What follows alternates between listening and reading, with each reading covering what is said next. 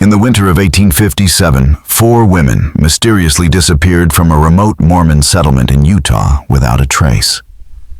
Their husband, Ezekiel Whitmore, claimed they left to visit family in the East, a journey impossible in the harshest winter on record. For over 60 years, the Church of Jesus Christ of Latter-day Saints kept the incident a secret until 1920, when construction workers uncovered a discovery beneath the chapel's foundation that would force the church to confront a dark chapter in its early history. This revelation would shake the community's beliefs about faith, family, and the price of building Zion. Before we dive into the story of Ezekiel Whitmore and the winter that changed everything, remember this channel isn't for everyone. Only those brave enough to uncover the buried truths of history should continue. If you're ready to question America's past, hit subscribe and let me know in the comments where you're listening from. Are you brave enough to hear the truth about the early Mormon settlements? Let's find out together. The discovery in 1920 proved that some secrets can't stay buried forever. In 1847, Utah was a land of isolation and opportunity. Brigham Young, looking at the Salt Lake Valley, declared it the Promised Land. But it was a desolate place, cut off from the rest of the world by mountains and desert. For the Mormon pioneers, it was a refuge from the persecution they faced in Missouri and Illinois. Ezekiel Whitmore arrived in the valley in September 1847, with his group facing winter with few supplies and inadequate shelter. A carpenter from Vermont who had converted to Mormonism in 1843, he had 4 wives, all legally married under the church's practice of plural marriage. Sarah, his first wife, was 31 and barren, which justified their polygamous arrangement in Mormon theology. Rebecca, his second wife, was 27, educated and open-minded, often questioning church doctrine. Mary, 24, joined in early 1847, pregnant with her first child. Ruth, the youngest, at 19, was the latest addition arranged by church elders for protection after her family perished in Missouri. Please give me a like and subscribe so I can be motivated to create more great videos. The Whitmores settled in Mill Creek near Salt Lake, where Ezekiel built a cabin for the family, isolated from neighbors. They managed well with Sarah overseeing domestic tasks, Rebecca keeping records and learning medicine, Mary preserving food, and Ruth doing the heavy labor. Despite the isolation, they appeared prosperous and harmonious, as noted by a visiting bishop in December 1847. However, he observed something unsettling. The wives seemed too synchronized, like a single mind in multiple bodies, and each bore similar identical marks on their wrists. The harsh winter of 1847-48 tested their endurance. Snow began in November and lasted until March, with temperatures plummeting below freezing. The last confirmed sighting of the Whitmore women was December 19th, when they briefly spoke to a group of hunters. On January 8, 1848, Ezekiel appeared at the settlement claiming Sarah had received a revelation to care for a sick sister in Missouri and had left with a group of travelers. But Bishop Curtis was suspicious, especially since no one would attempt such a journey in the dead of winter. Ezekiel's story changed repeatedly, and he insisted that no one visit the cabin, claiming the wives were in spiritual isolation. 3 weeks later, Ezekiel returned this time, claiming Rebecca had received a calling to serve as a teacher and had left with another group of travelers.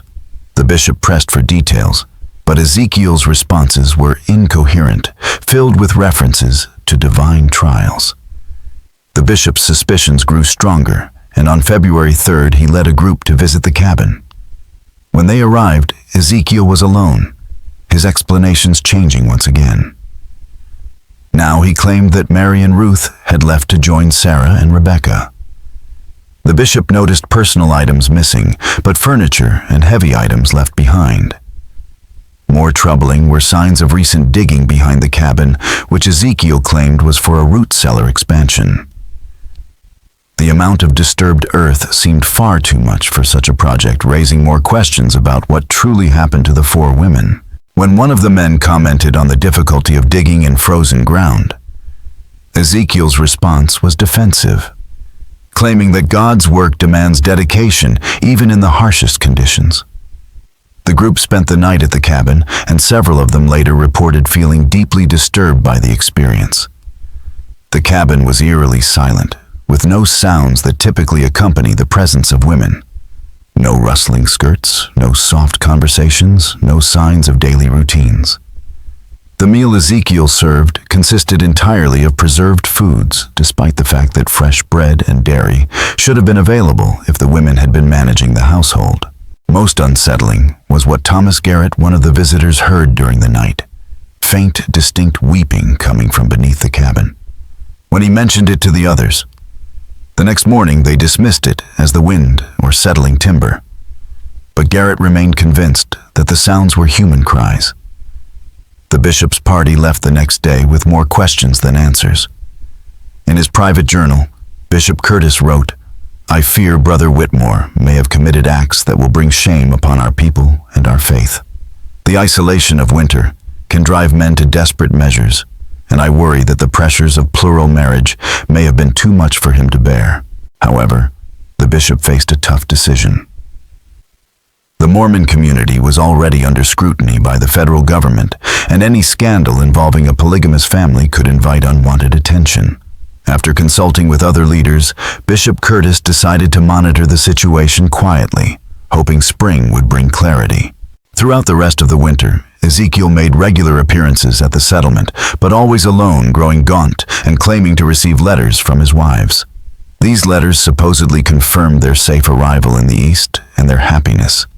But Ezekiel could never produce them, claiming they were too personal or had been destroyed in a fire. The community began to gossip. Some believed Ezekiel had sent his wives away because he could no longer support them, while others suspected something far darker. In April 1848, as the snow began to melt, Bishop Curtis finally investigated the Whitmore property. What he found would haunt him and create a mystery that would last for decades. The cabin appeared abandoned for weeks, with a layer of dust covering the furniture.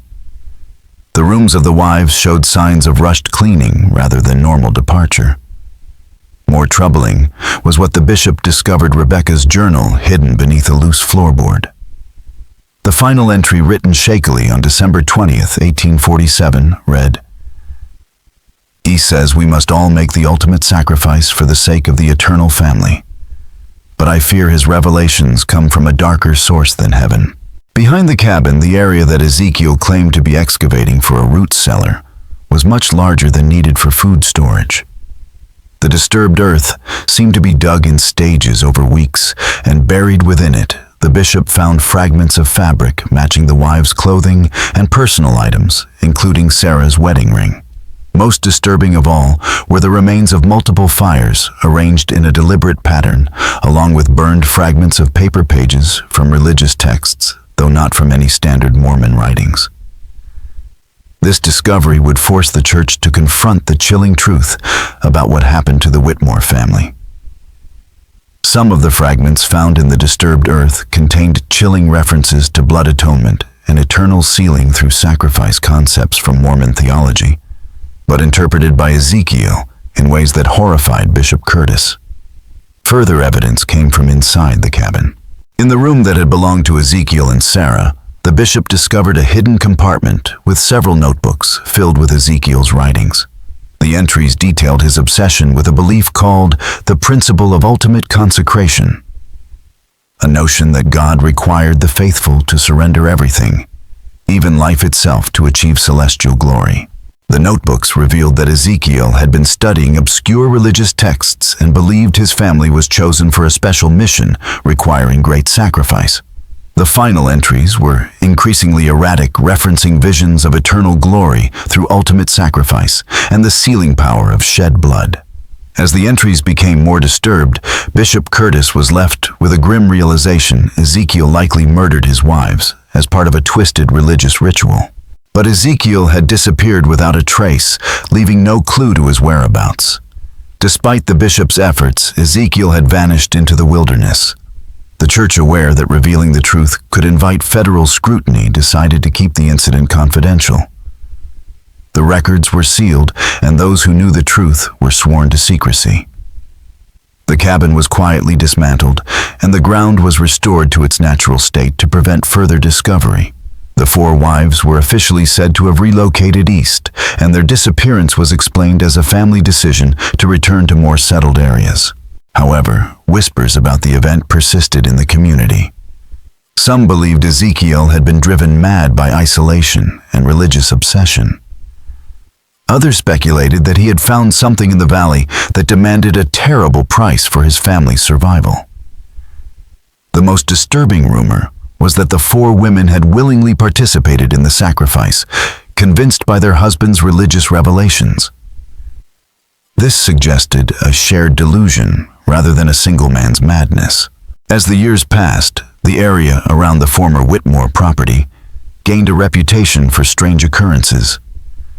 Travelers claimed to feel watched when passing through the valley, and some heard women's voices on the wind, particularly in winter. Though dismissed as superstition by church leaders, these tales lingered, adding to the eerie atmosphere surrounding the site. In 1920, over 70 years after the disappearances, church authorities decided to build a new meeting house in Mill Creek. The chosen site was selected for its central location, unaware of the dark history beneath the surface. The construction workers uncovered a shocking discovery that forced the church to confront the truth. On October 15, 1920, the construction of the new building began. The work proceeded smoothly for the first 2 days, with only minor finds like rusted metal and horseshoes. On the 3rd day, however, the crew uncovered a stone chamber about 4 feet below the surface. The chamber, carefully constructed and sealed with a flat stone cover, contained a burial cache of objects, 4 sets of women's clothing neatly folded, and personal items like combs, mirrors, jewelry, and most chillingly small leather purses containing identification papers and personal documents belonging to Sarah, Rebecca, Mary, and Ruth Whitmore. This discovery would force the church to confront one of its darkest secrets. The preservation of the items was remarkable, protected by the dry conditions and stone construction.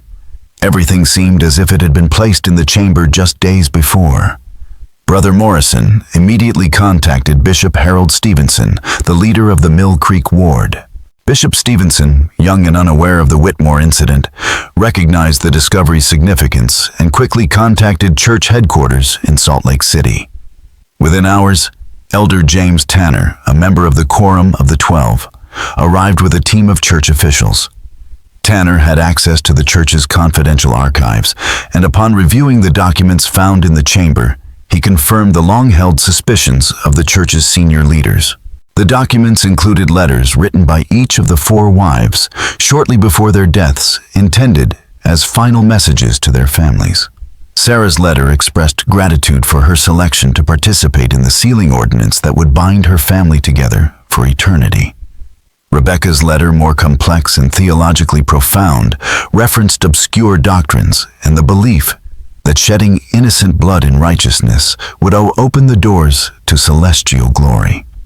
Mary's letter was the most heartbreaking, filled with references to her unborn child and her belief that the sacrifice of both lives would be counted as doubly blessed. Ruth's short letter was filled with expressions of love for her family and her excitement to join the eternal family through the sacred act of sacrifice.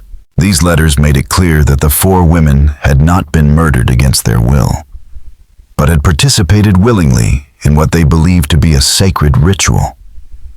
This revelation was almost more disturbing than the alternative. Ezekiel had successfully convinced his wives that their deaths were necessary for their eternal salvation. Elder Tanner immediately ordered the construction to stop and contacted the church's historical department to locate the sealed files on the Whitmore incident. What they found in these files painted a more complete picture of the tragedy, but also raised new, even more troubling questions. Bishop Curtis's full investigation notes revealed details never before shared. Among these was the discovery that the Whitmore tragedy might not have been an isolated event. Ezekiel's notebooks contained references to correspondence with other Mormon men who had received similar revelations about the necessity of ultimate sacrifice for their families. Most chilling was a letter intercepted by Bishop Curtis in 1849, addressed to Ezekiel at a remote mining camp in Nevada. The letter, signed only with the initials JM, contained coded references to the completion of the work and expressed satisfaction that the sealing had been accomplished according to a divinely revealed pattern. It mentioned that others who had received the same calling had fulfilled their duties with equal faith. This evidence suggested that Ezekiel was not alone, but was part of a secret group within the early Mormon community, developing extreme interpretations of church doctrine. The group believed that the ultimate expression of faith required the sacrifice of family members, ensuring exaltation in the celestial kingdom. Elder Tanner's team began reviewing early church records for any unexplained disappearances or tragedies that could be connected to this secret group. They uncovered a pattern of missing persons cases across early Mormon settlements from 1847 to 1855, where at least 12 families had reported the disappearance of family members under similar circumstances to the Whitmore case. In these instances, the missing individuals were often claimed to have gone east or been called to serve distant missions. The reports were mostly made by male family members, claiming they had received revelations directing them to let their wives or children leave for spiritual purposes. Though subtle at the time, the pattern suggested a coordinated effort by a secret group to carry out what they believed to be sacred killings. Most victims were women and children, and the perpetrators were devout men, often leaders in their local communities. The most chilling discovery was that several of the men involved maintained correspondence with each other, sharing theological justifications for their actions and encouraging one another in their divine calling. The letters revealed that the group had developed an elaborate theological framework, using obscure passages from Mormon scripture and early teachings to justify their actions. They viewed plural marriage as just the beginning, believing that ultimate devotion would eventually require the sacrifice of family members to fully consecrate oneself to God. This group saw themselves as pioneers of a higher law that would one day be revealed to all faithful Mormons as the ultimate requirement for celestial glory. As Elder Tanner's investigation progressed, the full extent of the conspiracy became clear. The secret group appeared to include prominent church members from across Utah, including some in leadership positions. They operated with remarkable coordination, exchanging information about their activities and offering mutual support for their beliefs. The investigation also uncovered that church authorities had detected the group in the mid-1850s, leading to a quiet purge of suspected members from leadership roles, with others fleeing the territory to escape scrutiny. The church's official records made no mention of these actions, which had been kept secret to avoid scandal or providing ammunition to anti-Mormon critics. However, the discovery of the stone chamber at Mill Creek proved that the group's activities had been far more extensive than church leaders had realized. The careful preservation of the victims' belongings suggested that the perpetrators viewed their actions as sacred, requiring proper documentation and remembrance. The question that haunted Elder Tanner was whether the group had been entirely eliminated in the 1850s, or if some members had escaped detection and continued their practices in the remote areas of the Western Territories. The evidence suggested that the conspiracy was larger and more organized than anyone had imagined, with far-reaching implications beyond the tragic fate of the Whitmore women. As Elder Tanner's team expanded their excavation, they made increasingly disturbing discoveries, revealing that the Whitmore tragedy was part of a much larger and more complex mystery than initially believed. The stone chamber containing the women's belongings was just the first layer of a carefully constructed burial site. Beneath it, they uncovered a second level, an even larger underground chamber, carved directly into the bedrock and lined with meticulously placed stones. This chamber, approximately 12 feet square and 6 feet deep, had drainage channels that had kept it dry for over 70 years. The walls were covered in carved symbols, blending traditional Mormon imagery with elements from other religious traditions, including Egyptian hieroglyphs, Masonic symbols, and depictions of ancient sacrifice rituals. The carvings were sophisticated, suggesting that the creator had a deep understanding of religious symbolism and had invested considerable effort in planning the chamber's design. In the center, the team discovered a stone altar made from local granite stained with human blood, as confirmed by laboratory analysis. Surrounding the altar were 4 smaller stone platforms, each inscribed with the names Sarah, Rebecca, Mary, and Ruth, along with dates that matched the winter months of 1847 to 1848. The inscriptions also included theological passages drawn from Mormon scripture, but interpreted to justify taking human life in the name of religious devotion. One inscription above the central altar read, "Greater love hath no man than this, that a man lay down his life for his friends, and greater still is the love that lays down the lives of the beloved for the glory of God and the sealing of eternal families." This chilling passage further confirmed the group's belief in the necessity of sacrifice for spiritual exaltation. The most shocking discovery came when the team excavated beneath the stone platforms. Each platform concealed a burial site where the bodies of the 4 women had been preserved using mummification techniques. The preservation methods suggested a knowledge of ancient practices, possibly influenced by early Mormon interest in Egyptian culture. The condition of the remains allowed for a detailed examination, revealing that each woman had died from a single precise wound to the heart, inflicted by a ceremonial blade. The wounds were identical in location and depth, indicating that the killings were carried out with ritualistic precision according to a predetermined pattern. The most disturbing evidence found in the chamber was that the women had been dressed in special ceremonial garments before their deaths. These elaborate white robes were decorated with religious symbols and personal items that had spiritual significance. The garments appeared to have been meticulously prepared for the ritual, suggesting the perpetrators viewed the killings as sacred ordinances requiring proper ceremonial preparation. This discovery forced Elder Tanner and his team to confront the unsettling possibility that the Whitmore women had not only consented to their deaths, but had actively participated in elaborate religious ceremonies, believing these rites would guarantee their eternal salvation. Evidence indicated that the killings had been carried out over several weeks, with each death forming part of a larger ritual cycle carefully planned and executed. Among the most chilling discoveries were stone tablets, carved with minute-by-minute accounts of the ceremonies. These records detailed the women's final words and their expressions of faith and gratitude for their selection to achieve eternal glory. The tablets also referenced a great work being carried out by the secret group and the divine pattern guiding their actions. It was clear that the Whitmore killings were part of a larger plan involving multiple families designed to demonstrate the ultimate degree of faith and devotion required for celestial glory. Even more disturbing was the revelation that the ritual chamber had been designed for repeated use.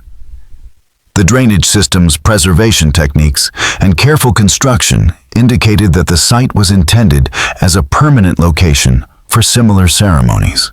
There were preparation areas for multiple victims and storage spaces for ritual implements and ceremonial garments. The team also found evidence that the chamber had been used for additional victims beyond the Whitmore women. Carved records indicated that at least 8 other individuals had been sealed in the chamber between 1848 and 1855, including members from 3 other families who had been reported missing during the early years of Mormon settlement. The scope of the conspiracy was becoming undeniable. The secret group had operated for nearly a decade, carrying out ritual killings they believed were necessary for achieving the highest degree of religious devotion. They had created elaborate theological justifications for their actions and designed permanent facilities for conducting their ceremonies. Elder Tanner's team was now confronting a crisis that could expose one of the darkest chapters in Mormon history. The evidence showed that a secret group within the early church had carried out systematic ritual murders, possibly involving dozens of victims over several years. The implications for the church's reputation were staggering. The group had kept detailed records, including lists of potential victims and plans to expand their operations. The records revealed a conspiracy far more organized and extensive than anyone had imagined, with cells operating across multiple settlements in the Utah Territory. Most chilling was evidence that some members of the secret group had held positions of authority within the church. using their access to confidential information to identify victims and cover up their crimes. The group had exploited their knowledge of church doctrine and their trusted positions to convince victims that their deaths were necessary for eternal salvation. Elder Tanner's team realized they were not uncovering isolated crimes, but evidence of a systematic conspiracy within the highest levels of the early Mormon Church. The stakes were high, and Elder Tanner immediately contacted the church's first presidency to report his findings and seek guidance on how to proceed. The decision to be made would determine whether the truth about the Whitmore tragedy and the larger conspiracy would be revealed to the public or hidden again to protect the church from scandal. As the team continued their excavation, they began to suspect that the underground chamber held even more terrible secrets that would complicate the choice between truth and concealment. The final phase of the investigation began when the team discovered a hidden passage leading from the main ritual chamber to an even deeper level of construction. This passage had been carefully concealed behind a false wall, suggesting that it led to the most secret part of the complex. What they found in this deeper chamber would reveal the true scope of the conspiracy and the identity of its leadership. The chamber was smaller, but had been constructed with even greater care. The walls were lined with intricately carved religious symbols, and the ceiling was supported by precisely cut archways that demonstrated advanced engineering. This was clearly the inner sanctum of the secret group, where their most important meetings and ceremonies had taken place. In the center of the chamber, the team discovered a stone table, carved with extraordinary precision. The table's surface was covered with detailed maps of the Utah territory, showing the locations of Mormon settlements and marking sites designated for the group's activities. The maps included detailed notes about families living in each settlement, with particular attention to households that might provide suitable victims for their rituals. The most shocking discovery, however, came in the form of a series of stone tablets containing the complete theological framework developed by the secret group to justify their actions. These tablets revealed that the group had been led by a man named Jeremiah Blackwood, who claimed to have received direct revelations from Joseph Smith himself.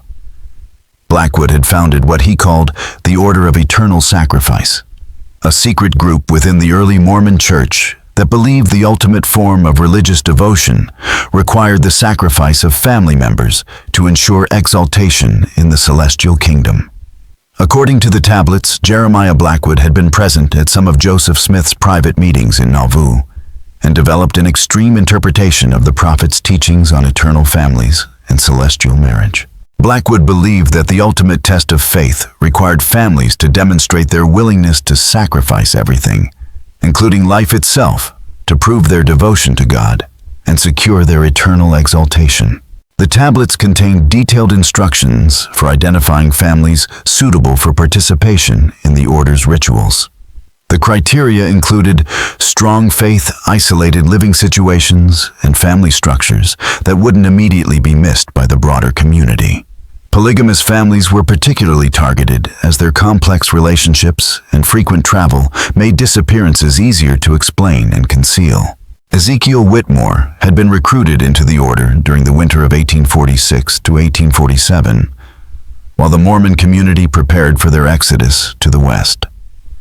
The tablets revealed that Blackwood had identified Ezekiel as an ideal candidate due to his deep religious convictions, isolated nature, and plural marriage to 4 women who had no close family connections within the Mormon community. The recruitment process had been gradual, with Blackwood introducing Ezekiel to increasingly extreme theological concepts. By the time the Whitmore family departed for Utah, Ezekiel was fully indoctrinated into the order's beliefs and committed to carrying out the ritual sacrifice of his wives during their first winter in the territory. The tablets also revealed that the order had established similar operations in multiple Mormon settlements across the West. Each cell was led by a trusted member personally recruited by Blackwood, responsible for identifying potential victims and carrying out the ritual killings. The cells operated independently, but maintained communication through coded letters and secret meetings. The ritual chamber beneath the Mill Creek site had been one of several permanent facilities built by the order for their ceremonies. Similar chambers were constructed near other Mormon settlements, each designed to preserve evidence of the rituals for what the order believed would eventually be the recognition of their practices as legitimate religious ordinances. The tablets contained detailed accounts of the specific rituals conducted in the Mill Creek chamber. These ceremonies followed a precise pattern developed by Blackwood, based on his interpretation of ancient sacrifice practices and early Mormon temple rituals. Each ceremony lasted several days and included elaborate preparations, theological instruction, and final rituals that participants believed would seal their eternal families together in the highest degree of celestial glory. The account of the Whitmore family's final days was preserved in horrifying detail. The ritual began on December 20th, 1847, with Sarah's voluntary participation in a ceremony she believed would ensure her family's eternal exaltation. Each of the other wives participated in turn with the final ceremony involving Ruth on February 15th, 1848. The tablets described how each woman spent her final days in prayer and preparation, convinced that her sacrifice would open the doors of celestial glory for her entire family. They wrote letters to their family members, prepared burial garments, and participated in elaborate ceremonies they believed to be sacred ordinances revealed directly from God. Most disturbing was the revelation that the women not only consented to their deaths, but actively encouraged each other to participate in the rituals. The tablets included their recorded conversations, showing how they strengthened each other's faith and expressed excitement about their calling to eternal glory through ultimate sacrifice. The investigation team also uncovered evidence that the order planned to expand their operation significantly. The tablets contain lists of dozens of additional families targeted for recruitment, along with detailed plans for establishing new ritual sites across the Western Territories. The full scope of the conspiracy was becoming clear. What had initially seemed like an isolated tragedy was part of a coordinated effort that spanned multiple Mormon settlements and could have affected countless lives. The order had believed that their practices would eventually be recognized as legitimate religious doctrine, becoming a standard requirement for achieving the highest degrees of eternal glory. But the tablets also revealed why the order's activities had ended in the mid-1850s. Church authorities began to notice the pattern of disappearances and launched a secret investigation led by Brigham Young himself.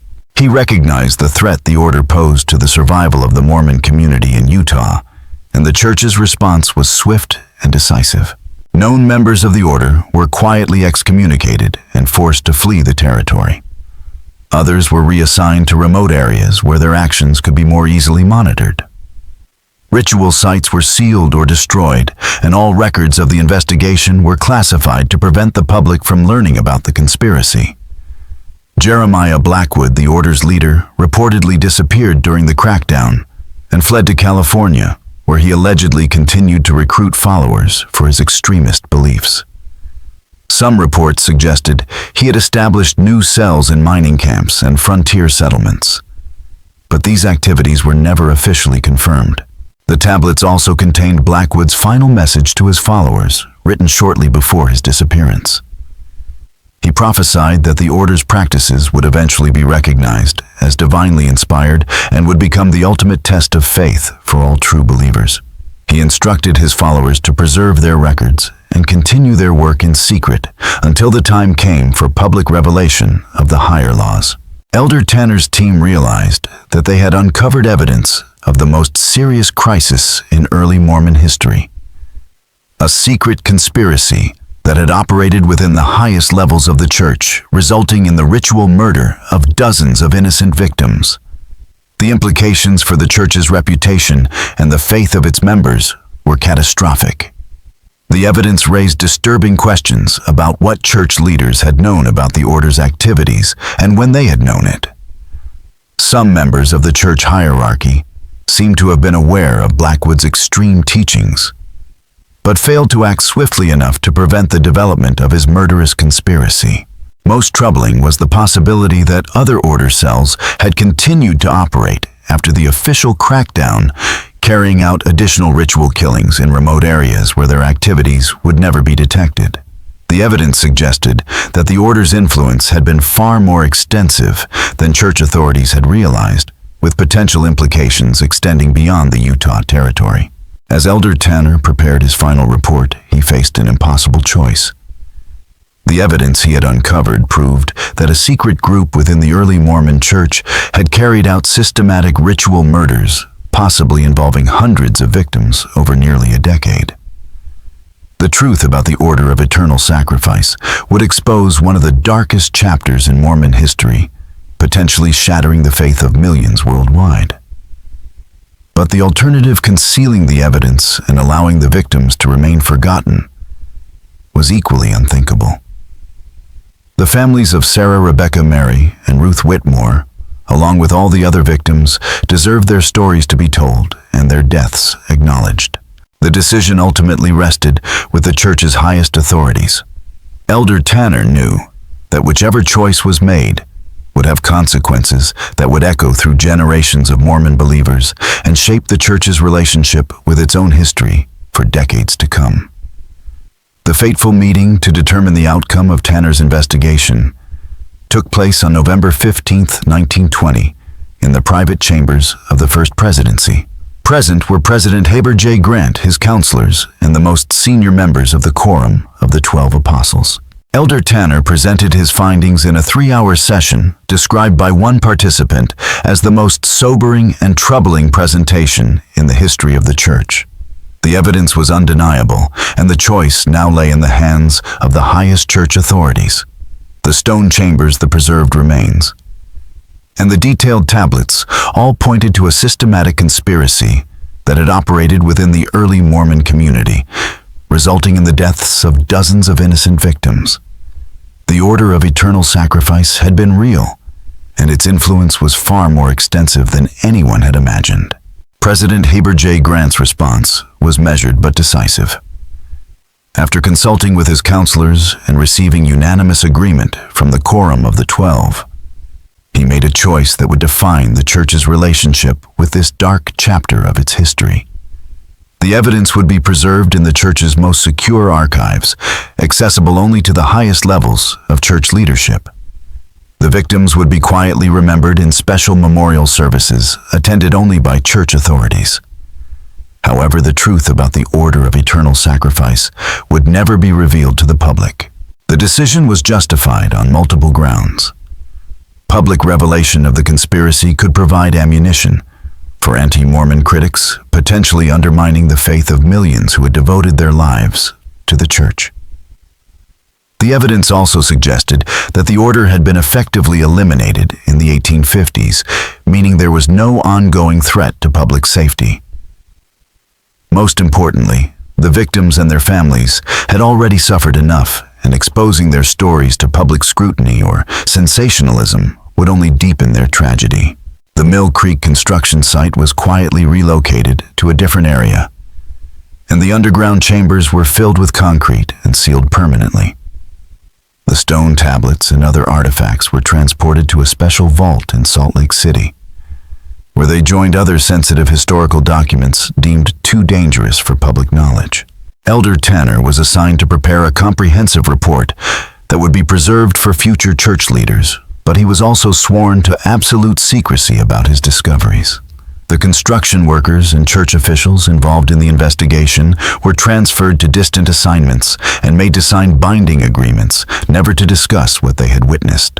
The official explanation for the construction delays at Mill Creek was that unexpected geological conditions required modifications to the building plans. The new meeting house was completed 6 months later, 3 miles from the original location, and it served the growing Mill Creek community for decades, without any public knowledge of the tragedy discovered and concealed nearby. Yet the investigation had revealed more than just historical crimes. It had also identified evidence suggesting that the Order of Eternal Sacrifice might not have been completely eliminated in the 1850s. Several tablets contained references to Western brothers, who had carried the Order's teachings to remote mining camps and frontier settlements in California, Nevada, and Colorado. These references suggested that some order members had escaped the church's crackdown and continued their activities in areas beyond church authority. President Grant quietly authorized a follow-up investigation to determine whether any order cells remained active in the Western Territories. Conducted by church security personnel rather than regular missionaries, the investigation uncovered evidence of at least 3 additional ritual sites operated by order members in the late 1850s and early 1860s. The most disturbing discovery came from a mining camp near Virginia City, Nevada, where investigators found the remains of a ritual chamber that appeared to have been used as recently as 1875.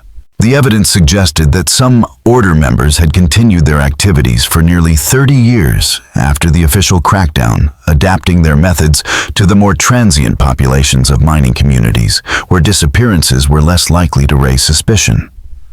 This ongoing threat required immediate action, but it also created additional complications for church authorities. Investigating order activities in non-Mormon communities risked exposing the conspiracy and would require cooperation with federal authorities who might use the information to justify renewed persecution of the Mormon Church. The solution was a secret program that operated for nearly 2 decades, using church resources to identify and eliminate remaining order cells without revealing their existence to public authorities. Church agents worked quietly to locate suspected order members, gather evidence of their activities, and either convince them to cease their operations or arrange for their removal from positions where they could cause further harm. The program succeeded in identifying and disrupting at least 6 remaining order cells, but it also revealed the true scope of the original conspiracy. The shadow of the Order of Eternal Sacrifice lingered long after its official eradication, leaving a trail of unanswered questions and a dark legacy within the Church's history. Evidence suggested that the Order of Eternal Sacrifice had operated in at least 15 locations across the western United States, responsible for over 200 deaths between 1847 and 1875. The final cell of the order was eliminated in 1895, when church agents tracked down the aging Jeremiah Blackwood, who was living under an assumed name in a remote Colorado mining camp. At 70, Blackwood had continued to practice his extreme beliefs and had recruited a small group of followers, carrying out at least 12 more ritual killings in the previous decade. His capture, along with the seizure of his extensive records, marked the end of the order as an active threat. However, Blackwood's records provided church authorities with a complete picture of the conspiracy for the first time. These records revealed that the order was far more organized and influential than anyone had realized, with connections to other extremist religious groups and an impact on early Mormon theology that extended well beyond the Utah Territory. The church's secret campaign against the order was never acknowledged publicly, and the majority of Mormon believers remained unaware of such a conspiracy existing within their community. The victims of the order's rituals were remembered only in private ceremonies attended by church authorities, their names added to confidential memorial records that honored their sacrifice while concealing the circumstances of their deaths. Elder Tanner completed his service with distinction, never revealing the truth about the order beneath the Mill Creek site. He lived to be 93, taking the secret of the order to his grave. His personal papers, sealed after his death in 1963, contained only a brief reference to the most difficult investigation of his life, accompanied by a prayer that the victims of extreme faith would find peace in the eternal glory they sought through such terrible means. The stone chambers beneath Mill Creek remain sealed today, their contents preserved as evidence of one of the darkest chapters in American religious history. The truth about Ezekiel Whitmore and his 4 wives, along with the hundreds of other victims of the Order of Eternal Sacrifice, rests in the Church's most secure archives, known only to a select few who bear the burden of this terrible knowledge. Modern church authorities have occasionally debated whether the time has come to reveal the truth about the order, but each generation has ultimately concluded that the potential harm outweighs any benefit from public disclosure. The victims of the order's extreme faith remain officially listed as early pioneers who departed for unknown destinations, their true fate concealed by more than a century of institutional secrecy. Today, the Mill Creek area is home to thriving suburban communities, shopping centers, and modern churches that serve thousands of faithful Mormon families. Few residents know that their neighborhood once hosted ritual chambers, where dozens of innocent people died in pursuit of eternal glory. The mystery that began with the disappearance of 4 women in a remote Utah cabin remains one of the most carefully guarded secrets in Mormon history. Whether this secret will ever be revealed or stay buried beneath the weight of institutional protection and time is a question that only future church leaders can answer. But the story of Ezekiel Whitmore and his 4 wives serves as a haunting reminder of the terrible consequences that can arise when religious faith is twisted into justifications for unspeakable acts and when the pursuit of eternal glory leads to the destruction of innocent lives. The mystery of the winter of 1847 to 1848, when 4 women vanished without a trace, uncovered a conspiracy that challenged everything the Mormon community believed about their early history. In the end, the choice between truth and concealment has shaped the church's relationship with its past in ways that continue to influence its leaders and believers even a century later. Just when we thought we had uncovered the complete truth about the order of eternal sacrifice, new questions continue to emerge. If this story gave you chills, imagine what other secrets might be buried in America's religious history. Hit the like button if you believe some truths are too terrible to reveal, and subscribe to join our community of brave souls who aren't afraid to explore the darkest mysteries of our past. What do you think? Should the Mormon Church reveal the full truth about the order? Or are some secrets better left buried? Share this video with someone who can handle these dark revelations, and let me know in the comments what other religious mysteries you'd like us to investigate. The truth is out there waiting for those courageous enough to seek it. Thank you all very much for watching my video until the end. I sincerely appreciate it, and I look forward to seeing you in the next video.